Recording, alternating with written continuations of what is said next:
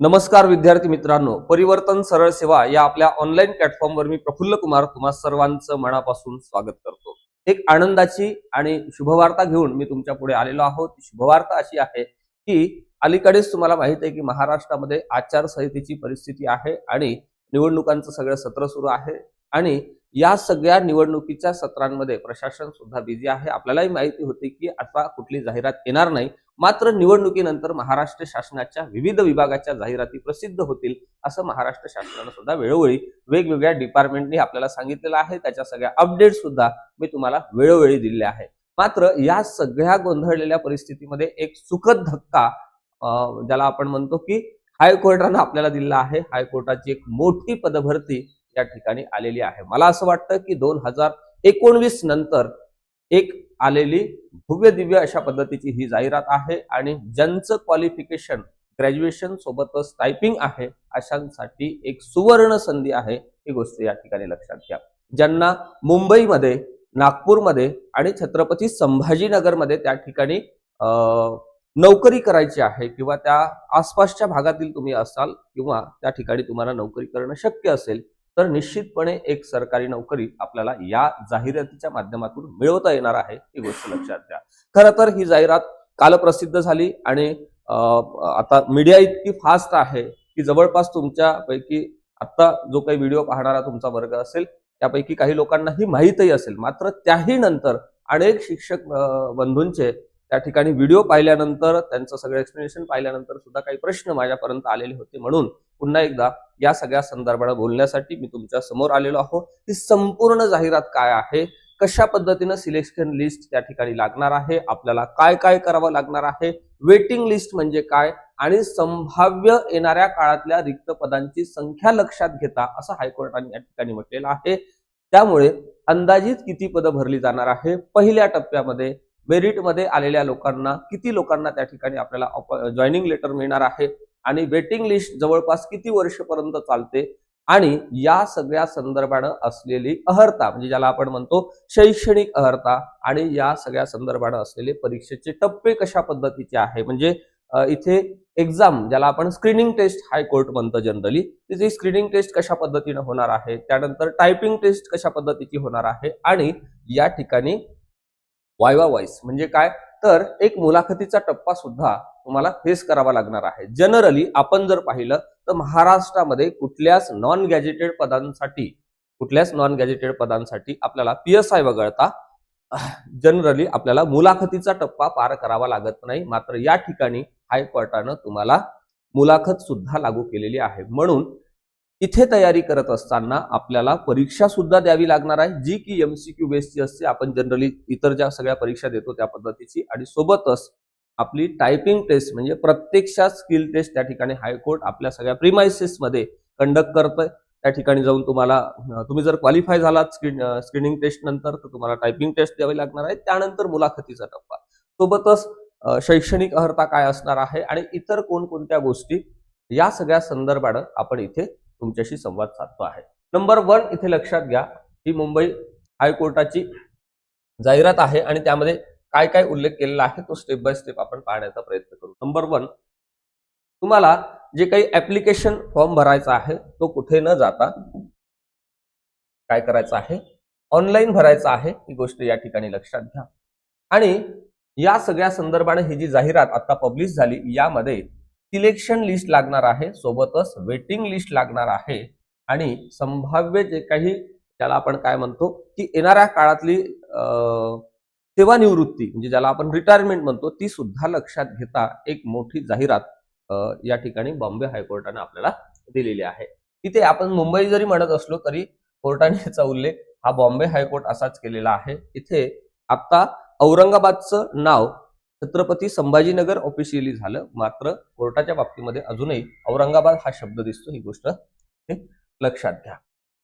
पुढे सांगितलं valid for period of 2 years म्हणजे हे जे काही सगळं ज्याला आपण म्हणतो सिलेक्शन लिस्ट आणि वेटिंग लिस्ट जवळपास काय म्हणू आपण त्याला 2 वर्षापर्यंत असणार आहे। आता ह्या जागांच्या बाबतीमध्ये आपण जर पाहिलं तर आपल्याला कुठे फॉर्म भरता येणार आहे की एक फॉर्म भरला की आपण तिन्ही ठिकाणी ग्राह्य धरल्या जाणार आहोत, या सगळ्या संदर्भाने मी सविस्तर तुम्हाला सांगणार आहे। पे स्केल सुद्धा फार चांगला आहे।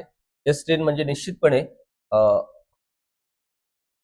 प्रत्येकाने या ठिकाणी विचार करावा अशा पद्धतीचं हे स्केल आहे. आणि ज्यांच्याकडे आता कुठलीच नोकरी नाही मात्र आपण तयारी करतो आणि सोबतच या क्वालिफिकेशन मध्ये आपण कुठेतरी बसतो, अशांनी निश्चितपणे त्या ठिकाणी फॉर्म भरा. त्या सगळ्या संदर्भाने, परीक्षेच्या संदर्भाने सुद्धा, दिलेल्या अभ्यासक्रमाच्या संदर्भाने सुद्धा, बुक लिस्ट काय असायला पाहिजे, आपण अभ्यास काय करायला पाहिजे, आतापर्यंत हायकोर्टाने घेतलेले पेपर कशा पद्धतीचे होते, त्याची काठिण्य पातळी काय आहे, आपण काय केलं पाहिजे आणि साधारण किती दिवसामध्ये ह्या सगळ्या परीक्षा पार पाडल्या जातात, हे सगळं मी तुम्हाला स्टेप बाय स्टेप आणि टप्प्याटप्प्याने सांगणार आहे. फक्त तुम्हाला काय करायचं आहे, माझ्यासोबत हा संपूर्ण व्हिडिओचा पार्ट शेवटपर्यंत कंटिन्यू करायचा आहे, ही गोष्ट लक्षात घ्या. इथे तुम्हाला दिसते क्लर्क हे पद आहे, हायकोर्ट बॉम्बे. इथे सांगितलेलं आहे की 84% त्या ठिकाणी रिझर्व्ह आहे डिसएबिलिटी पर्सनसाठी. आणि यामध्ये दोन गोष्टी आहे, 797 जागा सिलेक्ट लिस्ट मध्ये असतील आणि सोबतच 200 जागा या वेटिंग लिस्ट साठी असणार आहे, ही गोष्ट लक्षात घ्या. इथे नागपूर बेंच आहे. नागपूर बेंचच्या बाबतीमध्ये सुद्धा सिलेक्शन लिस्ट 159 आणि 40 वेटिंग लिस्ट अशी लागणार आहे. औरंगाबाद बेंच साठी सुद्धा 323 आणि 81 वेटिंग लिस्ट लागणार आहे, ही गोष्ट लक्षात घ्या. आता या सगळ्या संदर्भानं एज लिमिट काय दिलेली आहे, कोणकोणते कॅन्डिडेट त्या ठिकाणी फॉर्म भरू शकतात, ही सगळी क्रायटेरिया पहिल्यांदा नंबर 1 या ठिकाणी आपण समजून घेऊ. मिनिमम एज आहे 38 आणि ओपन जनरल साठी 18, या ठिकाणी मिनिमम एज आहे 18, मला मॅक्झिमम म्हणायचं होतं तो 18 आहे.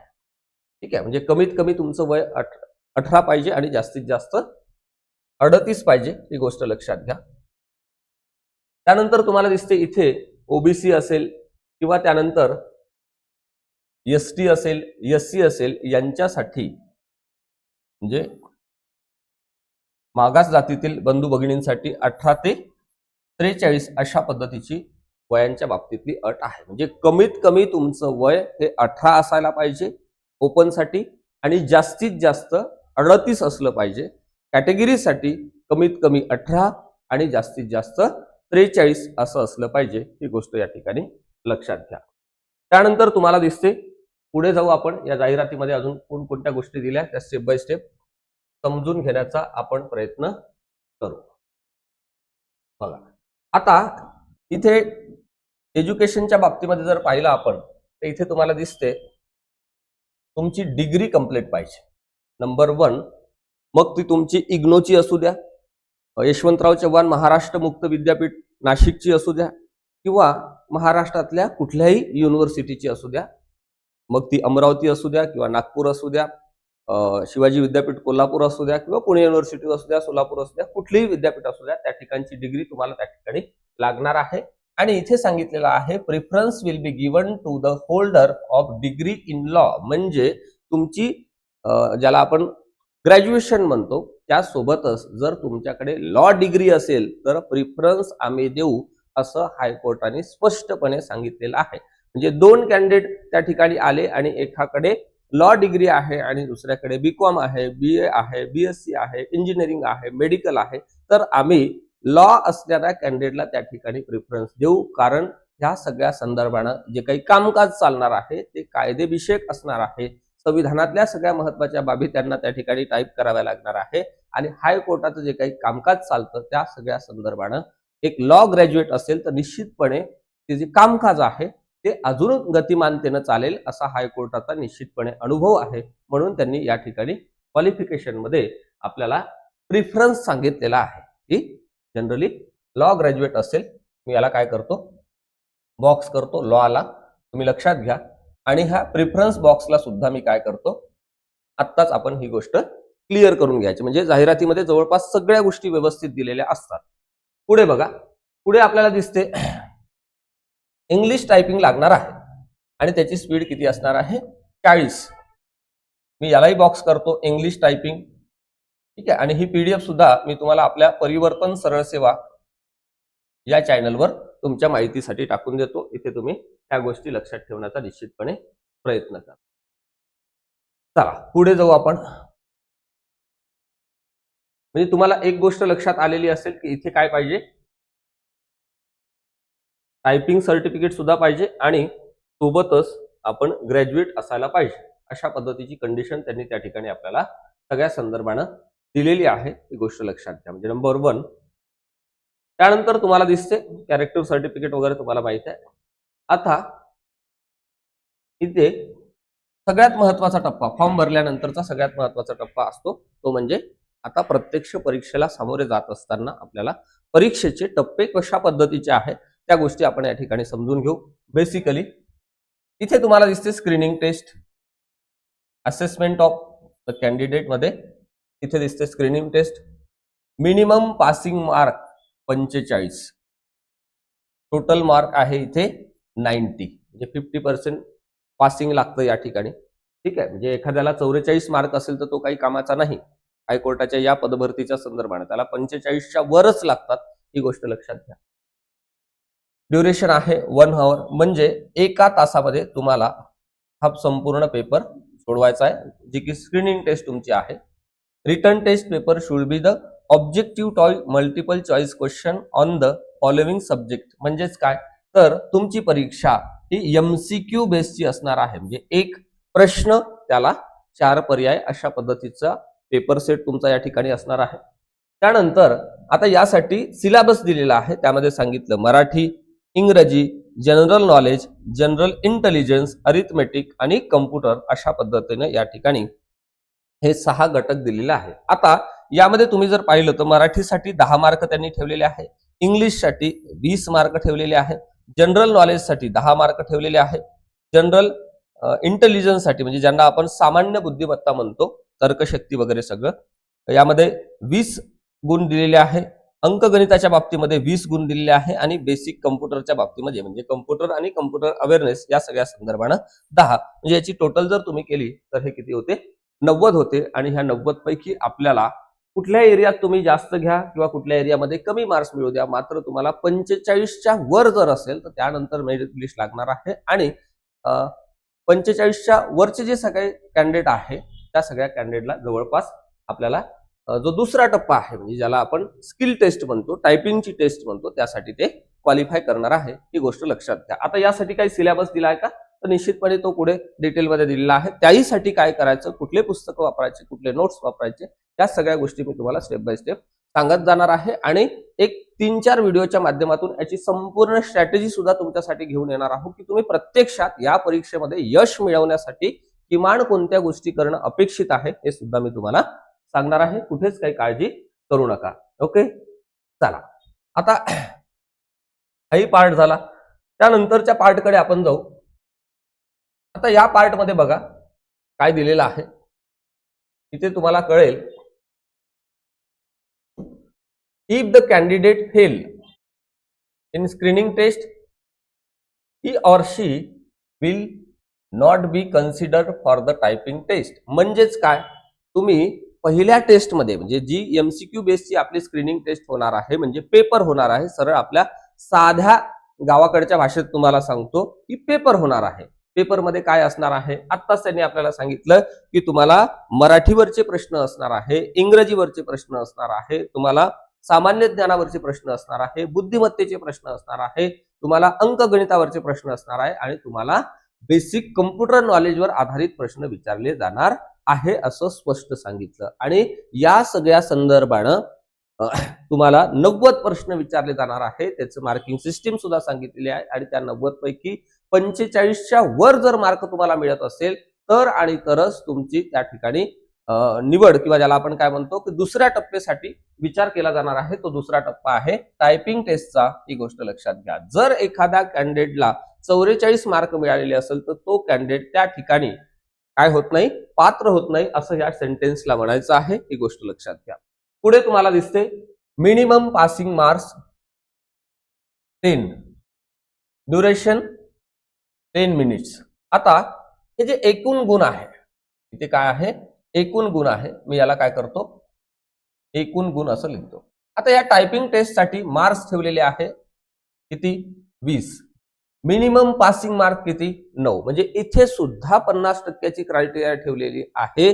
म्हणजेच काय, तर एखाद्याला टायपिंग टेस्ट मध्ये जर 9 मार्क मिळत असेल तर तो पुढच्या स्टेपसाठी काय नसणार, पात्र नसणार आहे, ही गोष्ट या ठिकाणी लक्षात घ्या. म्हणजे प्रत्येक टप्प्यावर तुम्हाला किमान कमीत कमी 50% मार्क्स हे मिळवावेच लागणार आहे, ही गोष्ट लक्षात घ्या. आता बघा, typing passage containing of 400 words, म्हणजे तुम्हाला 10 मिनिटामध्ये आपण जर पाहिलं तर 400 शब्द तुम्हाला व्यवस्थितपणे करेक्टली टाईप करायचे आहे. आणि जर तुम्ही 400 शब्द व्यवस्थितपणे दिलेला पेपर त्या ठिकाणी टाईप केला विदिन टाइम मध्ये, म्हणजे 10 मिनिटामध्ये, तर तुम्हाला 20 पैकी 20 मार्क मिळतील. आणि काही कमी जास्त झाले तर निश्चितपणे कमी मिळतील. मात्र तुमचा जर सराव चांगला असेल तर इथे ही टेस्ट पास करणं फार काही अवघड नाही. त्याला प्रॅक्टिस लागते, गोष्ट लक्षात घ्या. आतापासून तुम्ही प्रॅक्टिसला लागा. ठीक आहे. तुमच्यापैकी बऱ्यापैकी लोकांचा अभ्यास हा जनरली विविध परीक्षांचा करत असल्यामुळे जनरली पेपरचा अभ्यास हा होऊन सुद्धा जातो, त्याला फार काही वेगळं सुद्धा करण्याची आवश्यकता नाही. मात्र टायपिंगच्या बाबतीमध्ये काय होते की आपली स्किल टेस्टची प्रॅक्टिस नसते, तो काही दिवसभराचा अभ्यासाचा पार्ट नसतो. त्यामुळे आतापासून जनरली जर तुम्हाला या लिस्टमध्ये यायचं असेल तर तुम्ही पहिल्यांदा मी म्हणेल की टायपिंग टेस्टकडे जास्त लक्षात द्या. फॉर्म भरल्या आजपासूनच तुम्ही काय करा, त्या ठिकाणी टायपिंग टेस्टची प्रॅक्टिस सुरुवात करा. In the candidate fails in typing test, he or she will not be consider for the post of clerk. म्हणजे जर तुम्ही इथे काय होणार नसाल, ही क्वालिफाय होणार नसाल, टायपिंग टेस्ट तुम्ही काय होणार नसाल, फेल जर होत असाल, तर तुमची त्या ठिकाणी त्या पोस्टच्या तुम्ही लायकीचेच नाही, असं त्यांनी त्या ठिकाणी सांगितलेलं आहे. सोबतच वायवा वॉइस म्हणजे हा एक प्रकारे मुलाखतीचाच टप्पा आहे, मी म्हणेल याला मुलाखतच. त्यासाठी त्यांनी 40 गुण दिलेले आहे. म्हणजे इथे पेपरसाठी 90, टायपिंग टेस्टसाठी 20, हे झाले 110 आणि हे 40, असे एकंदरीत 150 गुण, 150 गुणांची ही संपूर्ण प्रोसेस आहे. जर आपल्याला हायकोर्टाच्या कुठल्याही बेंचमध्ये सिलेक्ट व्हायचं असेल तर पहिल्यांदा तुम्हाला स्क्रीनिंग टेस्ट द्यावी लागेल, म्हणजे पेपर द्यावा लागेल. त्यामध्ये 50% पेक्षा जास्त मार्क्स मिळवून लगेच आपण टायपिंग टेस्टसाठी त्या ठिकाणी क्वालिफाय होतो. टायपिंग टेस्टसाठी हायकोर्ट जनरली जास्तीत जास्त पेपर नंतर एखादा महिना देते, फार काही वेळ मिळत नाही. म्हणून आत्तापासून प्रॅक्टिस करा, तर तुम्हाला त्या ठिकाणी हे पोस्ट किंवा ही जी पोस्ट आहे ती तुम्हाला अचीव करता येणार आहे, मिळवता येणार आहे. त्यातला सगळ्यात महत्वाचा जर टप्पा कुठला असेल तर तो टायपिंग टेस्टचा आहे, ही गोष्ट लक्षात घ्या. तुमची कितीही प्रॅक्टिस असू द्या तरी अजून प्रॅक्टिस करा. त्यानंतर आता आपण पाहू की सिलेबस यासाठी काय काय दिलेला आहे, त्यांनी डिझाईन करून दिलेला आहे व्यवस्थित. बघा, syllabus for screening test is as under. आता आपल्याला जे मराठी त्यांनी सांगितलं, या मराठीमध्ये ग्रामरवर प्रश्न विचारले जाणार आहे, म्हणजे व्याकरणावर प्रश्न विचारले जाणार आहे. Construction of sentence and uses of word, म्हणजे वाक्य रचनेवर आधारित तुम्हाला प्रश्न विचारले जाणार आहे. बेसिक ग्रामरवर प्रश्न विचारले जाणार आहे. क्लरिकलची पोस्ट असल्यामुळे खूप हाय, ज्याला आपण काय म्हणतो की सेंटेन्स रिअरेंजमेंट असेल किंवा पॅराजंबल असेल किंवा आर्टिकल मधले थोडे अपवाद असेल किंवा प्रिपोजिशन मधले अपवाद असेल, असे क्लिष्ट प्रश्न त्या ठिकाणी विचारले जाणार नाही. अगदी बेसिक साधे सोपे प्रश्न या भागावर विचारले जाणार आहे. एक इंग्रजीचं बेसिक अंडरस्टँडिंग तुम्हाला असायला पाहिजे, अशा संदर्भाने प्रश्न हे विचारले जाणार आहे. बरेचसे पेपर या सगळ्या संदर्भातले मी पाहिले. काही पेपर तुमच्या प्रॅक्टिससाठी सुद्धा मी ह्या सेशन नंतर टप्प्याटप्प्याने तुम्हाला घेऊन येणार आहे, ज्याचा फायदा तुम्हाला परीक्षेसाठी व्हावा. आता इथे क्वेश्चन असणार आहे 10 आणि मार्क्स सुद्धा असणार आहे 10, ही गोष्ट लक्षात घ्या. त्यानंतर तुम्हाला दिसते इंग्लिशच्या बाबतीमध्ये, हे आपण पाहिलं मराठीच्या बाबतीतलं व्याकरण आणि वाक्यरचना, ज्याला आपण काय म्हणू, वाक्यरचना म्हणू. इंग्लिशच्या बाबतीमध्ये स्पेलिंग, म्हणजे करेक्ट स्पेलिंग, इनकरेक्ट स्पेलिंग, अशा संदर्भाने प्रश्न इथे येणं अपेक्षित आहे. सोबतच बेसिक ग्रामरवर या ठिकाणी प्रश्न येणार आहे. Construction of sentence and uses of word, हे जरी इंग्रजीत दिलं असलं तरी हे प्रश्न मराठीत येणार आहे, इंग्रजीतले इंग्रजीत येणार आहे, ही गोष्ट लक्षात घ्या. इंग्रजीच्या बाबतीमध्ये 20 प्रश्न आणि 20 गुण, म्हणजे एक प्रश्न 1 गुण, अशा पद्धतीची रचना आहे, ही गोष्ट लक्षात घ्या. पुढे तुम्हाला दिसते जनरल नॉलेज मध्ये काय काय दिलेलं आहे ते आपण पाहू. Question on daily events and experience म्हणजे चालू घडामोडीवरचे प्रश्न विचारले जाणार आहे. Work of eminent person in various field म्हणजे वेगवेगळ्या क्षेत्रामध्ये चांगलं काम केलेल्या लोकांच्या संदर्भाने प्रश्न विचारले जाणार आहे. History and geography of India म्हणजे भारताच्या भूगोलाच्या संदर्भाने प्रश्न विचारले जाणार आहे. भारताच्या इतिहासाच्या संदर्भाने प्रश्न विचारले जाणार आहे.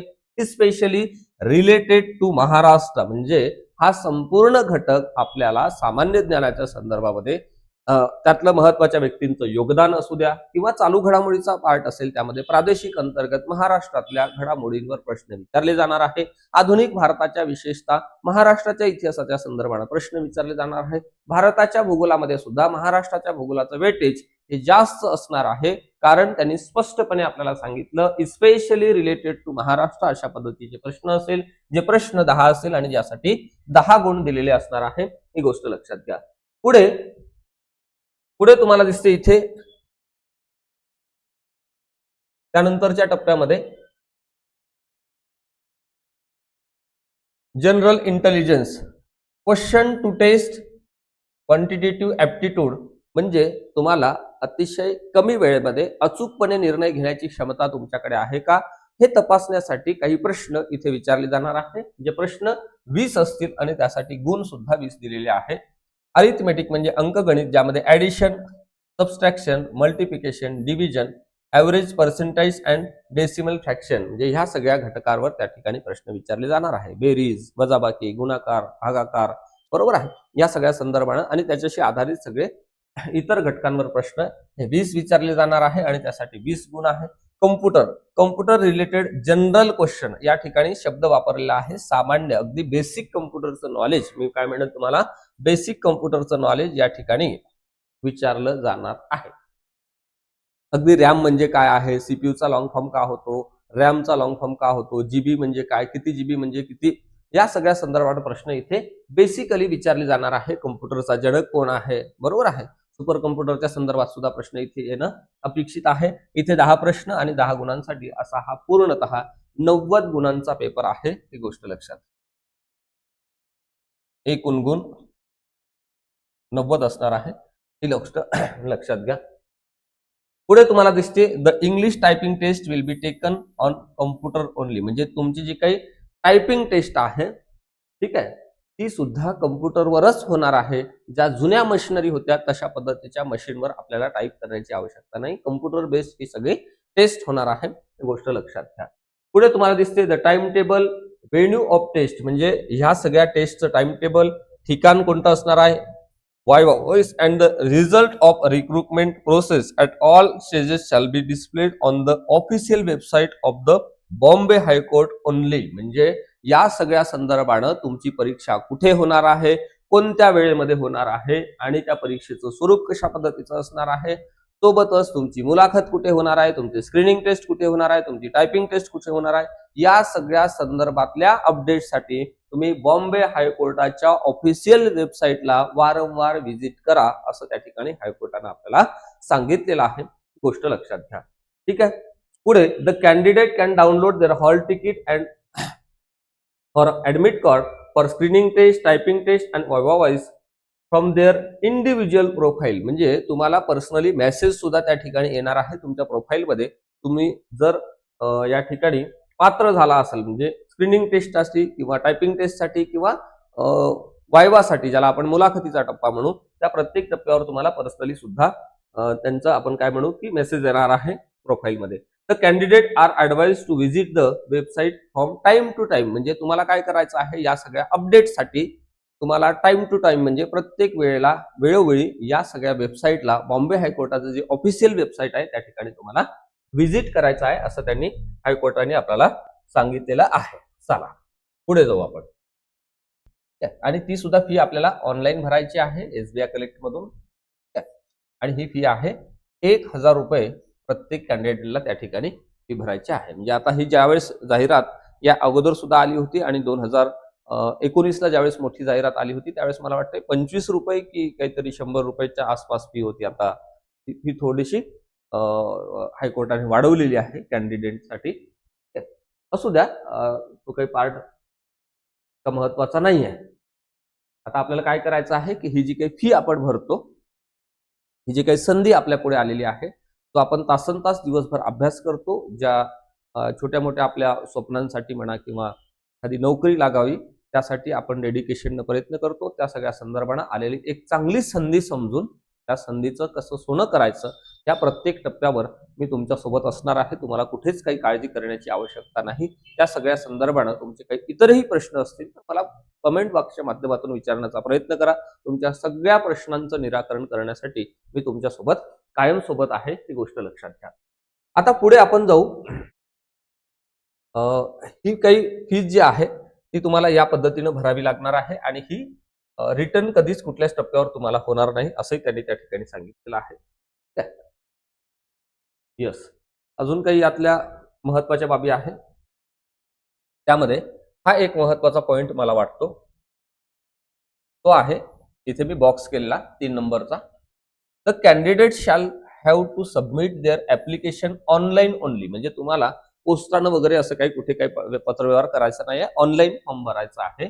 In the prescribe format through the Bombay high court website. म्हणजे बॉम्बे हायकोर्टावर जो ऍप्लिकेशनचा फॉर्मॅट दिलेला आहे त्या फॉर्मॅटमध्ये व्यवस्थित माहिती भरून ऑनलाईन आपल्याला सबमिट करायचं आहे असं आपल्याला त्या ठिकाणी त्यांनी सांगितलं. ही बॉम्बे हायकोर्टाची ऑफिशियल वेबसाईट आहे, तिथे अर्ज प्रक्रिया दिलेली आहे.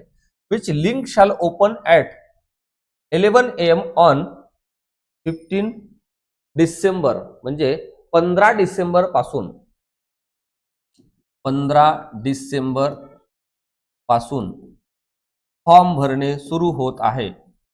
फॉर्म भरणे सुरुवात होत आहे, ही गोष्ट लक्षात घ्या. अजून फॉर्मला सुरुवात झालेली नाही. आणि अँड शाल क्लोज ॲट 5 PM ऑन 5 जानेवारी. म्हणजे 5 जानेवारीला शेवटची तारीख, फॉर्म भरण्याची शेवटची तारीख, फॉर्म भरण्याची शेवटची तारीख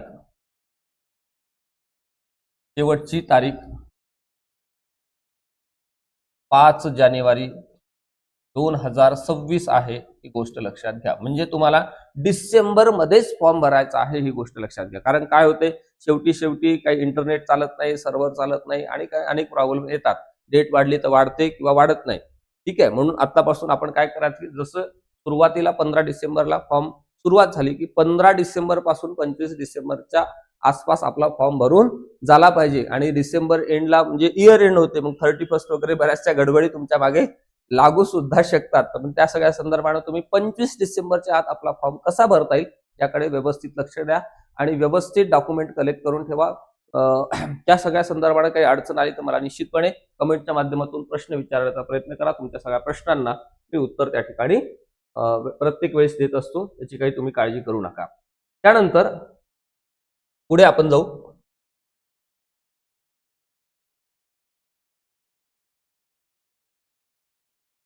तुमच्या फॉर्म भरताना डॉक्युमेंट कुठले असायला पाहिजे किंवा फोटोची साईज काय असायला पाहिजे, ह्या सगळ्या एकदा व्यवस्थित ह्या गोष्टी वाचून घ्या. याची जी PDF आहे ती PDF सुद्धा मी तुम्हाला काय करतो, आपल्या परिवर्तन सरळ सेवा या चॅनलवर अपलोड करून देतो. त्यानंतर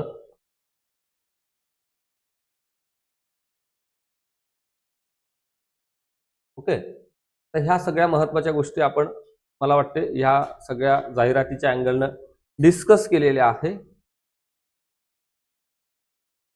फार काही आता तुम्हाला मला इतर गोष्टी सांगाव्याशा वाटत नाही. बाकी सगळ्या जनरल गोष्टी आहेत.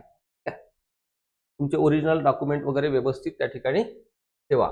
आता शॉर्ट लिस्टच्या बाबतीमध्ये एक स्टेज या ठिकाणी दिले, ते आपण या ठिकाणी पाहू. त्यांना काय म्हणायचं आहे, ठीक आहे. हा शॉर्ट लिस्टचा मुद्दा पहा. The selection committee reserve the right to adopt an appropriate method for short listing the candidate at any stage of selection process. म्हणजे ही जी काही शॉर्ट लिस्ट आहे हा ठरवण्याचा अधिकार संपूर्णतः त्या कमिटीला आहे. जी कमिटी या सगळ्या पदभरतीच्या संदर्भानं काम करते. त्याच्यावर काही कोणाला आक्षेप घेता येत नाही. कोणत्या बेसिसवर तुम्ही आम्हाला पात्र केलं, कोणत्या बेसिसवर अपात्र केलं, हा संपूर्ण ठरवण्याचा अधिकार हा कोणाला आहे, हायकोर्टाच्या त्या शॉर्टलिस्ट करणाऱ्या त्या कमिटीला आहे.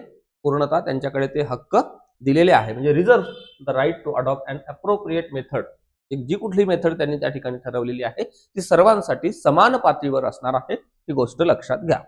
ठीक आहे. बऱ्याच जणांचं असं असतं की सर मी फॉर्म भरलेला आहे मात्र आम्हाला त्या ठिकाणी पात्र केलेलं आहे, असे मी बरेचशा विद्यार्थ्यांचे प्रश्न जनरली हायकोर्टाच्या किंवा डिस्ट्रिक्ट कोर्टाच्या संदर्भाने ज्या ज्यावेळेस पदभरती होते त्यावेळेस असे प्रश्न विद्यार्थ्यांचे असतात, परंतु विद्यार्थ्यांकडून त्यामध्ये चुका होत असतात आणि हायकोर्टामध्ये किंवा जिल्हा न्यायालयाच्या पदभरतीमध्ये फॉर्म मध्ये कुठल्याही पद्धतीनं चुकीचे इन्फॉर्मेशन किंवा चुकीची माहिती जर भरल्या गेली असेल तर तुम्हाला त्या ठिकाणी त्या परीक्षेसाठी पात्र केल्या जात नाही, ही गोष्ट या ठिकाणी लक्षात घ्या. म्हणून फॉर्म भरताना 2 वेळा 3 वेळा व्यवस्थित पहा, शांत डोक्याने फॉर्म भरा, मोबाईल सायलेंट करून फॉर्म भरा, कारण आपल्या आयुष्याचा महत्वाचा हा निर्णय आहे, ही गोष्ट लक्षात. पुढे अजून काही महत्वाच्या पॉइंट मध्ये काही राहिलेलं आहे का ते एकदा मी चेक करून घेतो.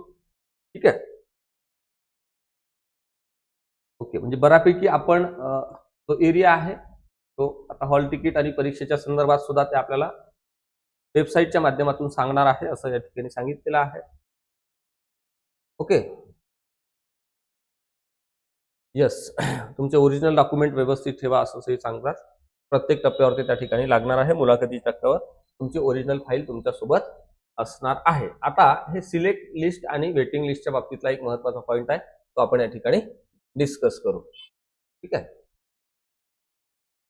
इथे आहे सिलेक्शन आणि वेटिंग लिस्टची प्रोसेस कशी आहे ते आपण पाहू. On the basis of performance of the candidates in the screening test, म्हणजे नंबर 1 काय पेपरमध्ये, जो की पेपर आपला 90 मार्क्सचा आहे, करेक्ट. त्यानंतर टायपिंग टेस्ट, म्हणजे टायपिंग टेस्ट किती मार्काची आहे, 20 मार्काची आहे. एम म्हणजे मार्क्स लक्षात ठेवा.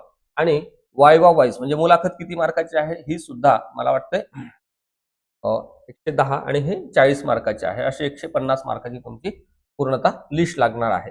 The select list and waiting list of candidates for the above said post will be prepared in the order of merit and the same will be published on the official website of Bombay High Court in the due course of time after the selection process is over. म्हणजे ह्या सगळ्या तीनही टप्प्यावर, म्हणजे तुम्ही screening test pass केली, त्यामध्ये समजा तुम्हाला 50-55 मार्क मिळाले, तुम्ही टायपिंग टेस्टला पात्र झालात, टायपिंग टेस्टमध्ये तुम्हाला 50% मार्क लागतात, म्हणजे एखाद्या कॅन्डिडेटला असं समजू आपण की ह्या 90 पैकी त्याला 55 मार्क मिळाले, टायपिंग टेस्टमध्ये मिनिमम 10 मार्क मिळणं अपेक्षित आहे, तर याला त्या ठिकाणी 15 मार्क्स मिळाले, आणि इंटरव्ह्यूला सुद्धा एक साधारण चांगला परफॉर्मन्स म्हणून आपण म्हणू की या ठिकाणी 30 मार्क त्याला मिळालेले आहे. म्हणजे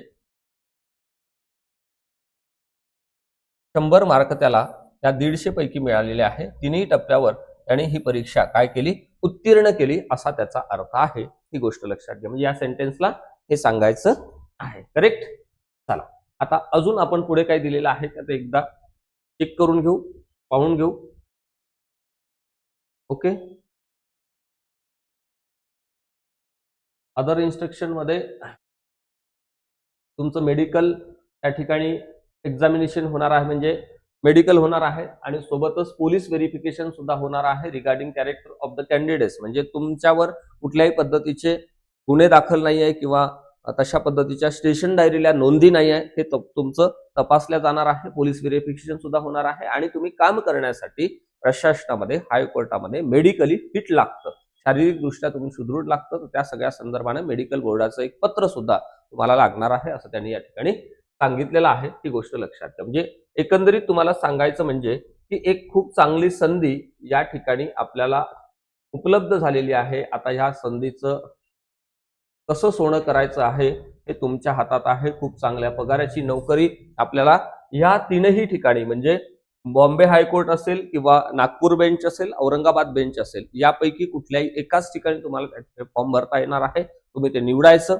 त्या फॉर्म मध्ये अशा पद्धतीनं स्ट्रक्चर दिलेलं आहे, आणि या सगळ्या टप्प्याची व्यवस्थितपणे तयारी करायची. आता या सगळ्या तीनही टप्प्यांमध्ये सर्वात महत्वाचा जर टप्पा मला कुठलाही वाटत असेल तर तो टायपिंग टेस्टचा आहे, कारण त्यासाठी प्रचंड अशा पद्धतीची प्रॅक्टिस आपल्याला करावी लागणार आहे. म्हणजे सातत्यानं तुम्हाला त्यामध्ये दररोज 1-2 तास 3 तास जेवढा जास्त वेळ तुम्हाला त्या टायपिंग टेस्टसाठी देता येणार आहे तेवढा तुम्ही निश्चितपणे द्या.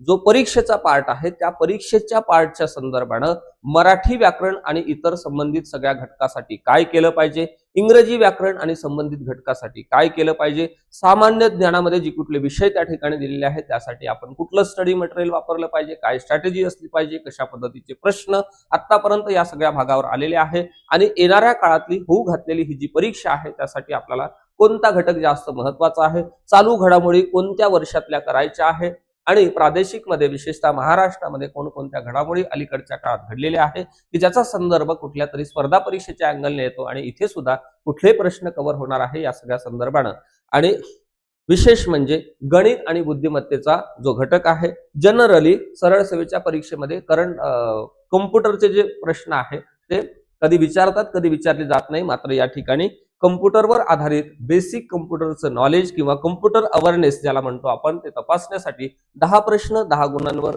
साठी दिलेले असणार आहे असं त्यांनी स्पष्टपणे सांगितलं। त्या कम्प्युटर साठी सुद्धा आपण कुठलं पुस्तक वापरलं पाहिजे, कुठल्या नोट्स वापरल्या पाहिजे, कशा पद्धतीने तयारी केली पाहिजे, आतापर्यंतच्या हायकोर्टच्या विविध पेपरमध्ये कम्प्युटरवर आधारित कशा पद्धतीचे प्रश्न विचारले गेलेले आहे आणि आपली एकंदरीत यामध्ये हायेस्ट मार्क मिळवण्यासाठीची स्ट्रॅटेजी काय असायला पाहिजे या सगळ्या संदर्भानं मी विशेष एक सत्र घेणार आहे। त्या सत्रामध्ये निश्चितपणे तुम्हाला त्याचा रोडमॅप देणार आहे आणि आतापर्यंत ज्या ज्या कॅन्डिडेटनी त्या ठिकाणी मुलाखत दिली त्यांचा अनुभव सुद्धा मी तुमच्याशी शेअर करणार आहे। म्हणजे तुम्हाला वायवा व्हॉइसच्या संदर्भात म्हणजे ज्याला आपण मुलाखतीचा टप्पा म्हणतो त्या संदर्भानं कोणत्या गोष्टींवर प्रश्न विचारले जाणार आहे, आतापासून त्याची तयारी कशी करायची आणि जो महत्वाचा मी या तिन्ही टप्प्यातला रोल सांगितला तो म्हणजे टायपिंग टेस्टचा, त्याची तुम्ही इंग्रजीतली टायपिंग करणार आहे आणि त्याची व्यवस्थितपणे तयारी करा।